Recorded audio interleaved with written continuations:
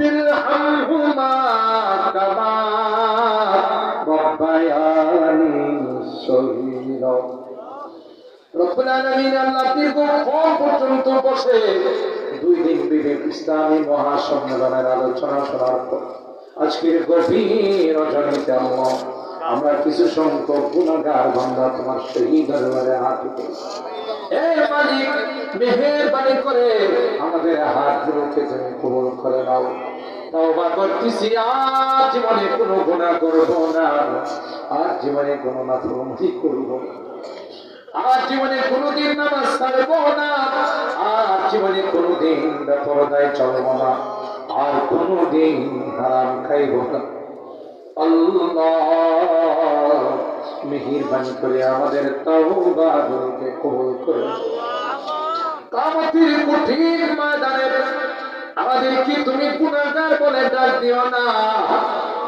শুনেছি গুনাহগারদের কি তুমি গুনাহগার বলে ডাক দিবে, আর বলবে মুমতাজুল আইয়ুহাল মুজরিম।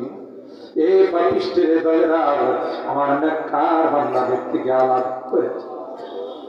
ওই দিন যদি আমাদেরকে তুমি গুনাহগার বলে ডাক দাও, কার কাছে যাব? কে আমাদেরকে মাফ করবে? দুনিয়ার ভিক্ষুকায় দুয়ারে যদি ভিক্ষা না পাই, আরেক দুয়ারে গিয়ে ভিক্ষা চাই। আমরা যদি তোমার দরবার থেকে মাহরুম হয়ে যাই, কার কাছে যাব? কে গো আমাদেরকে মাফ করবে? তাই তো তুমি তাকাইয়া দেখো, ব্রাহ্মণবাড়িয়া শহরের মানুষ, মধ্যপাড়ার মানুষ, শান্তিবাগের বুড়া, যুবক, নারী, পুরুষ সবাই মিলে কাঙ্গালের মতো তোমার দরবারে হাত উঠে ভিক্ষুকের মতো হাত বাড়াই।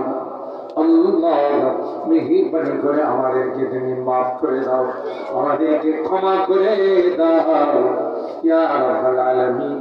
আল্লাহ আমাদের রোগীদেরকে পরিপূর্ণ শিফা নসিব করে দাও, সকল রোগীদেরকে শিফায়ে কামেলা আজলা দায়েমা মুস্তামিরা নসিব করে দাও। খাস করে আল্লাহ যে রোগীদের জন্য দোয়ার আবেদন করা হয়েছে, উস্তাজুল আসাতিজা আমাদের মুরব্বী আল্লাহ শেখুল হাদিস জামিয়া ইউনুসিয়ার সম্মানিত শিক্ষা সচিব আল্লাহ সুফিজি হযরত অসুস্থ হয়ে হাসপাতালে ভর্তি আছে। সাতিয়ানের হুজুর দীর্ঘদিন জীবনটা জামিয়াতে কাটাই দিয়েছে, অসুস্থতার কারণে এখন আর জামিয়াতে আসতে পারে না, নিজের বাড়িতে বসে কেঁদে কেঁদে সময় পার করতেছে।